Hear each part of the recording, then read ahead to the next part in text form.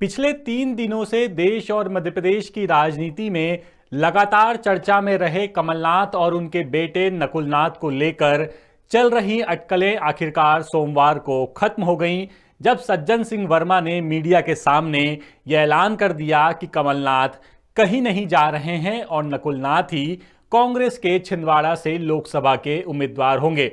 सज्जन सिंह वर्मा क्या बोले, सुनिए। बिल्कुल नहीं, नकुलनाथ लोकसभा का चुनाव लड़ रहे हैं और कांग्रेस ही चुनाव लड़ रहे हैं और जीत के आएंगे लोकसभा चुनाव। यानी लौटकर कमलनाथ घर को तो आ गए हैं, लेकिन अब हम आपको सज्जन सिंह वर्मा का ही एक बयान और सुनाने जा रहे हैं, जिसे सुनकर शायद आप ये खुद तय कर पाएं कि कमलनाथ के बीजेपी ज्वाइन करने की जो भी अटकलें लगाई जा रही थी वो महज अफवाह नहीं थी, क्योंकि धुआं तभी उठता है जब आग लगती है। सज्जन सिंह वर्मा का वो बयान क्या है, ये सुनिए। 40 बरस जिस आदमी के कांग्रेस के साथ सुख दुख के पल जिसने बिताए हों, वो व्यक्ति कैसे कहीं जा सकता है। सर, जो नाराजगी हो रही थी, नाराजगी वो दूर हो गई है। देखिए, कौन सा ऐसा राजनीतिक दल है जहाँ राजी नाराजी ना होती हो।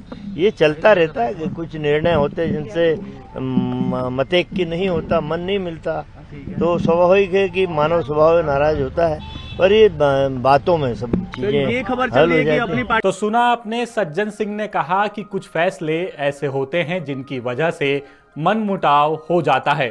यानी कमलनाथ कांग्रेस से नाराज तो जरूर चल रहे थे, अब वो नाराज क्यों थे और वो कौन से फैसले हैं जिनकी वजह से सज्जन सिंह को ये कहना पड़ा कि मनमुटाव कहां नहीं होता। क्या कमलनाथ इस वजह से नाराज थे कि उनका इस्तीफा लेने से पहले ही जीतू पटवारी को मध्य प्रदेश पीसीसी का अध्यक्ष बना दिया गया, या फिर कमलनाथ इस वजह से नाराज थे कि उनके खिलाफ मीडिया में कांग्रेस के ही राष्ट्रीय प्रवक्ता बयान देते हैं और कांग्रेस उन पर कोई कार्रवाई नहीं करती। अब बात कांग्रेस की भी कर लेते हैं। कांग्रेस अब लगातार एकजुटता दिखाने की कोशिश कर रही है।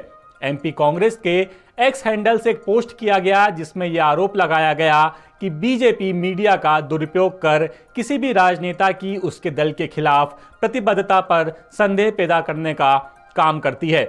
आखिर जीतू पटवारी इस बारे में क्या कह रहे हैं, वो भी सुन लीजिए। कमलनाथ जी के खिलाफ कुचक्र रचा गया था। अभी मेरी कमलनाथ जी से बात हुई, उन्होंने कहा कि जीतू, ये मीडिया में जो इस तरह की बातें आ रही है ये सब एक तरह से भ्रम है और ये मैं कांग्रेसी था, हूँ और रहूँगा। जैसा मैंने कल कहा था कि वो गांधी परिवार के उनके रिश्ते इतने पुराने हैं, सर्वविदित है, वह जरूर लोकतंत्र में हार जीत दोनों होती रहती है।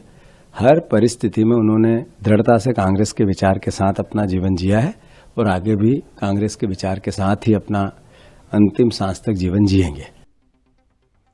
अब पार्टी में एकजुटता दिखानी है तो जाहिर है इसकी जिम्मेदारी भी किसी को दी जाएगी, तो इसकी जिम्मेदारी सौंपी गई है प्रदेश प्रभारी भंवर जितेंद्र सिंह को।